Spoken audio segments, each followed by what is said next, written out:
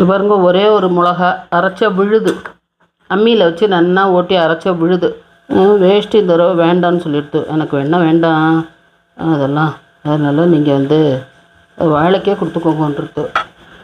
வேகலை வதக்குன்னு இருக்குது அப்படிலாம் உங்களுக்கு தோணித்துன்னா பாருங்க, நன்னா அப்படி அமுக்கி விடுங்க. நான்லாம் அப்படி போடுறது வழக்கம் இல்லை. இருந்தாலும் உங்களுக்கு வர டவுட் எல்லாத்தையும் கிளியர் பண்ணிடுறேன். சீடை என்பது பெண்பாலா?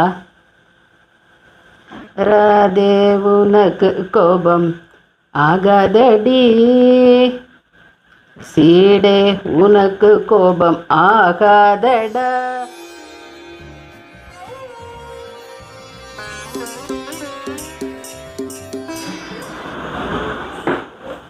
எல்லாருக்கும் நமஸ்காரம். ஸ்ரீ ஜெயந்தி ஸ்பெஷல் தான் பார்க்க போகிறோம் ஒன்றா. இப்போ தட்டை பார்க்க போகிறோம். அதுக்கு இந்த களைஞ்சி உலர்த்தி அரைச்சி வறுத்து எல்லாம் பண்ணி வச்ச மாவு, அதே மாவு தான் அந்த சீடைக்கெல்லாம் வச்சுட்டோம் இல்லையா, அந்த மாவு தான். அது 1 கப்பு. 1 டேபிள் ஸ்பூன் வறுத்த உளுந்து மாவு, ஒரு 1.5 டேபிள் ஸ்பூன் கடலைப்பருப்பு, ஊற வச்ச கடலைப்பருப்பு. ஒரு அரை மணி நேரம் கூட ஊற வச்சுக்கோங்க. அதுக்கு மேலே ஊறினாலும் ஒன்றும் தப்பு இல்லை. இது பாருங்க, ஒரே ஒரு மிளகா அரைச்சா விழுது. அம்மியில் வச்சு நன்னா ஓட்டி அரைச்சா விழுது. அதுதான் பாட்டி போடுவா. அம்மியில் வச்சு தான் அரைப்பா பாட்டி. அவசரத்துக்கு காரப்பொடி போட்டுக்கலாமா? அவசரத்துக்கு காரப்பொடி போட்டுக்கலாம். மிக்சியில் அரைச்சி வச்சுக்கலாம், இல்லை இதையே ஊற வச்சு அரைச்சி போட்டுக்கலாம். ஏதோ ஒன்று பண்ணிக்கலாம். பெருங்காய ஜலம், அது நான் கொஞ்சம் உண்டனமே குத்துவேன். வெண்ணெய் 1 டேபிள் ஸ்பூன். இப்போ அந்த சீடைக்காகலாம் துருவினேன் இல்லையா, அந்த தேங்காய் மிச்சம் இருக்குது. சரி, அதை வேஸ்ட் பண்ண வேண்டாம் அப்படின்னு சொல்லிட்டு அதையே அதிலே போட்டேன். 1/2 டீஸ்பூன் உப்பு.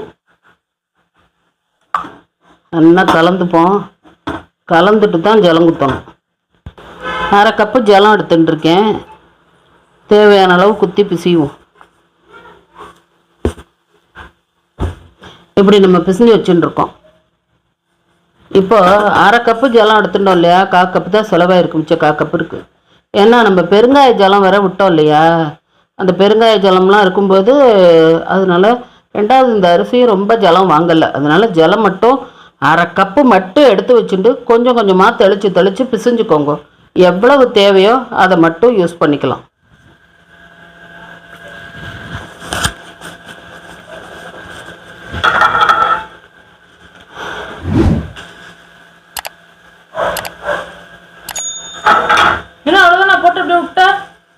கொஞ்ச நாள் ஆகணுமே, நான் தான் சொல்லியிருக்கேனே, எதாக இருந்தாலுமே சத்து நாள் ஆகணும். அதை நம்ம டிஸ்டர்ப் பண்ணக்கூடாது.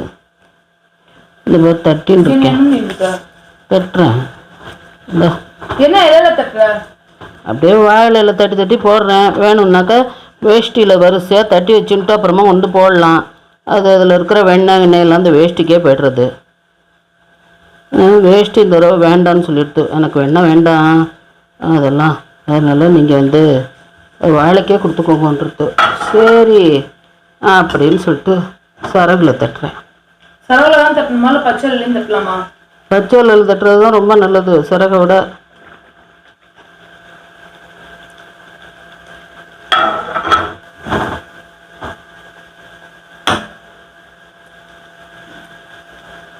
இப்போ 2வது போட்டிக்கு இல்லை, உடனே போடணும். மேலே கொஞ்சம் வெந்ததுக்கப்புறம் போடணும். ஃபஸ்ட்டு கொஞ்சம் வெந்தப்புறம் ஒன்றா அம்மா போடணும்.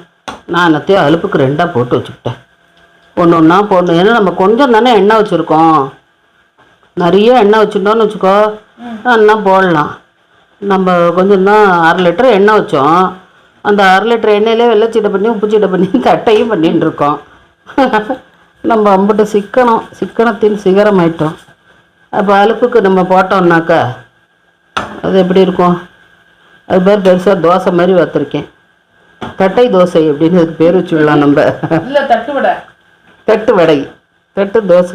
வடையோட பெருசாக இருக்குமா? தோசை மாதிரி தான் இருக்குது. அது பேர் தட்டு ஊற்ற பொண்ணு வச்சுப்போம்.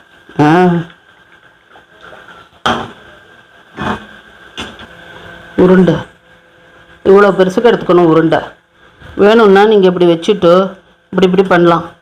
அதில் விரல் டிசைன் வரும். விரல் டிசைன் எங்களுக்கு வேண்டாம் அப்படின்னா இப்படி அடிக்கையால் இப்படி பண்ணலாம். இல்லை அதுவும் எங்களுக்கு வேண்டாம் அப்படின்னா இப்படி கிண்ணத்தால் இப்படி அப்படி பண்ணி அப்படியும் போடலாம்.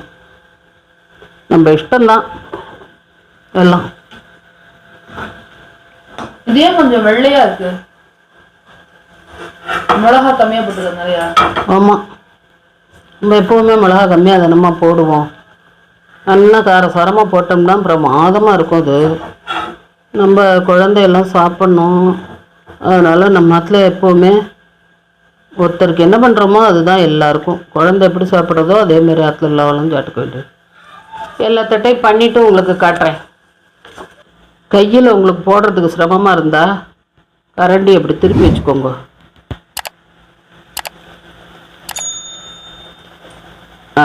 இப்படி பின்பக்கத்தில் வச்சுட்டு அப்படியே விட்டுருங்க.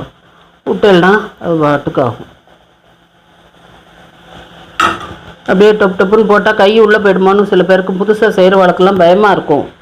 பழகிக்க எடுத்துன்னா சரி, புதுசாக பண்ணும்போது கவலையாக இருக்கும். அப்போ நீங்கள் என்ன பண்ணுங்கன்னா இந்த மாதிரி கரண்டி மேலே வச்சு அப்படி விடுங்க. வேகலை வதக்குன்னு இருக்குது அப்படிலாம் உங்களுக்கு தோணித்துன்னா வருங்க, நல்லா அப்படி அமுக்கி விடுங்க. இப்படி எடுத்து இப்படி அமுக்கி விட்டோம்னா நல்லா உள்ளே போய் வேகும்.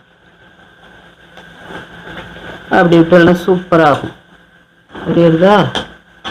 அதுக்கப்புறம் இப்போ இந்த தட்டியிருக்கோம் இல்லையா நம்ம, இது சில பேருக்கு வதக்குன்னு இருக்கு என்ன பண்ணுறது அப்படின்னு யோசிச்சோம்னா இந்த பாருங்க, இந்த முள்ளு கரண்டி வச்சுக்கோங்க. அப்படி நான்லாம் அப்படி போடுறது வழக்கம் இல்லை. இருந்தாலும் உங்களுக்கு வர டவுட் எல்லாத்தையும் கிளியர் பண்ணிடுறேன்.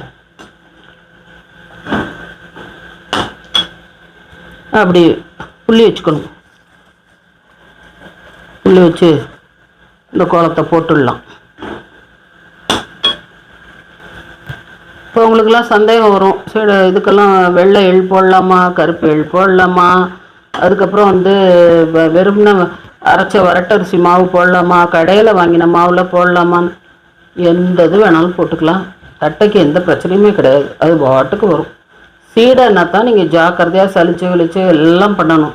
இதுக்கு ஒன்றும் கிடையாது, அதெல்லாம் வெடிக்கலாம் செய்யாது, அது பாட்டுக்கு வரும். ஆனால் இன்னும் இதில் கடலை பருப்பு இதெல்லாம் மட்டும் நான் கொஞ்சம் கூடுதலாக போடுவேன். எல்லோரும் அவ்வளோ போட மாட்டா. இன்னும் சொல்லப்போனால் அந்த கடலை பருப்பே போட மாட்டா. ஆனால் நான் போடுவேன், அது எனக்கு ரொம்ப பிடிக்கும். அந்த கடலை பருப்போடு சேர்த்து சாப்பிட்டு பாருங்களேன், நல்லாயிருக்கும். சாப்பிட்டு பார்த்துட்டு எப்படின்னு சொல்லுங்க. எனக்கு ஒரு டவுட் சொல்லு. சீடைக்கும் அடைக்கும் ஒரே மாவு ஒரே ப்ராசஸ் தானே? என்னது சரி? சீடைக்கும் தட்டைக்கும் ஆமாம், ரெண்டுத்துக்கும் ஒரே ப்ராசஸ், ஒரே மாவு, எக்ஸ்ட்ரா காரப்பொடி மட்டும்தான். ஓகேவா? அப்படியே இது வெடிக்கல, அது ஏன் வெடிக்கிறது? இது இப்படி தட்டையாக தட்டிடுறோம் இல்லையா நம்ம, அதனால அது அந்த மாதிரி ஷேப்பை உருட்டுறோம் இல்லையா, அதனால அந்த சீடை மாதிரி உருட்டாமல் இப்போ நம்ம வேறு ஏதோ பண்ணுறோம் இல்லையா, தேங்காயிலே பண்ணுறோன்னு வச்சுப்போம். அந்த தேங்காய் மாவு மிச்சம் இருக்கு இல்லையா, அதை உருட்டி போட்டிங்கன்னா டமால்னு தேங்காயிலே வெடிக்கும். அதை இந்த மாதிரி தட்டை மாதிரி நீ தட்டி போட்டின்னா அது வெடிக்காது. அப்படியே வெள்ளை சீடை வெடிக்கல? வெள்ளை சீடை வெடிக்காதுமா, அதில் வெள்ளம்லாம் போட்டுடுறோம் இல்லையா, அதுவே பார்த்தியா கடகடான்னு இருக்காது. நம்ம எடுக்கும்போது வதக்குன்னு தானே இருக்குது. இது அப்படி இல்லையானோ? அதான் சொன்னேன்னு கோவக்கார தம்பி அப்படின்னு. யார் சீடை தானே? உப்பு சீடை. அப்பனா நீ வேணா சீடைக்கு இது கிருஷ்ணா மாதிரி பாட்டு பாடு. அவர்தான் ராதைக்கு பாடுவாரு, ராதே உனக்கு கோபம் ஆகாதடி அப்படின்னு பாடுவாரு. அந்த மாதிரி நீ வேணா சீடைக்கு பாட்டு பாடுறதுக்கு. சீடை உனக்கு கோபம் ஆகாதடின்னா? ஆமா. சீடை என்பது பெண் பாலா? யாருக்கு தெரியும்? நீ தான் சொல்ற. அப்படின்னு வச்சுக்க வேண்டியதான். ஆகாதடி அப்படின்னா சரி, வேணா ஆகாதடா அப்படின்னு வச்சுக்கோ. நான் அதுதான் சொன்னேன் குட்டி தம்பிக்கு அப்படின்னு. அப்ப வச்சுக்கோ, ராதே ஆமா சீடை தரேன், சீடே உனக்கு கோபம் ஆகாதடா அப்படின்னு வச்சுக்கோ. பிரமாதம் போ. கவிதை கவிதை யாரோ எழுந்த கவிதை மாத்தி சொல்லிட்டு அவ்வளவுதான். நீ எங்கு சென்றாலும் உன்னை விட மாட்டேன் ஓடாதே ராதே உனக்கு கோபம் ஆகாதடி இப்ப சீடைக்கு பாடு. சீடே உனக்கு கோபம் ஆகாதடா, நீ டபாடபார்னு வெடிச்சு எல்லாரையும் பயமுறுத்தாதே. இதுல என்ன இருக்கே பிரமாதம். இந்த பாட்டு உங்களுக்கு பிடிச்சிருக்கா வந்து கமெண்ட்ல சொல்லுங்க. பாருங்க, கோகுலாஷ்டமிக்கு இந்த சீப்பி பண்ணணும். எது பண்ணாலும் பண்ணணும். வெள்ளைச்சீடை, உப்புச்சீடை, தட்டை இதிலெல்லாம் இந்த மாதிரி சீப்பி பண்ணி போடணும். நான் வெள்ளைச்சீடை, உப்புச்சீடை எல்லாம் போடலை. கோகுலாஷ்டமி இன்றைக்கி போடும்போது போட்டுருவேன். இன்றைக்கி நான் மாவே கம்மியாக இருந்தது இல்லையா, அதுக்காக வேண்டி நான் போடலை. இன்றைக்கி இந்த மாதிரி சீப்பி கட்டாயமாக போடணும். கிருஷ்ணன் குழந்தையாக தானே நம்ம இது பண்ணுறோம். அதனால் அந்த குழந்தை வந்து இதை சாப்பிடுமா. குழந்தை அப்படின்னு நினைக்கிற வாரத்தில் சீப்பியை சாப்பிடும் போல இருக்குது.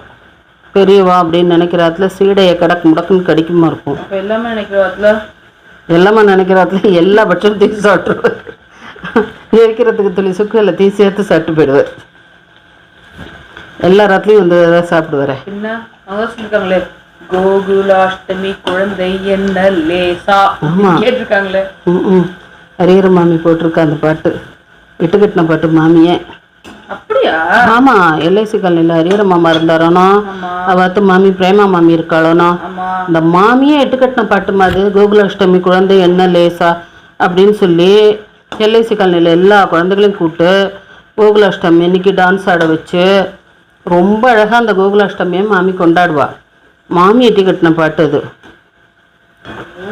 ஆமாம், மாமிக்கு அதெல்லாம் ரொம்ப இஷ்டம் ஜாஸ்தி. குழந்தைங்க எல்லா குழந்தைகளையும் கூப்பிட்டு இந்த மாதிரிலாம் பண்ணுறது மாமிக்கு ரொம்ப பிடிக்கும். அதனால மாமியோட பாட்டு அது.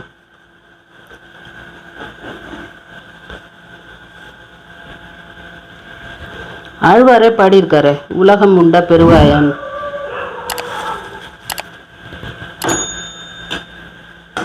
அப்புறம் பெருசா சாப்பிட முடியும்ல. குழந்தைய நினச்சி தானே ஆற்றுல குட்டி குட்டி கால் தானே போடுறோம் நம்ம. அதனால இதை பண்ணி குட்டி குட்டியாக கால் போட்டு அப்படி நம்ம எப்படி எப்படியெல்லாம் நினைக்கிறோமோ அந்தந்த ரூபத்துலலாம் வருவார். அதாவது பல்லு இல்லாத குழந்தைக்கெல்லாம் இந்த சீப்பியை கொடுத்துருவா, அது பாட்டுக்கு செப்பின்னு இருக்கும். அதனால இந்த கோகுலாஷ்டமி சமயத்தில் கம்பல்சரியாக இந்த சீப்பி பண்ணுவாள். எல்லா இடத்துலையும் பண்ணுவாள். ஆற்றுல நம்ம ஆத்துக்கு வேறு யாராவது குழந்தையா வந்ததுன்னா அந்த குழந்தைக்கு கூட கொடுப்பா.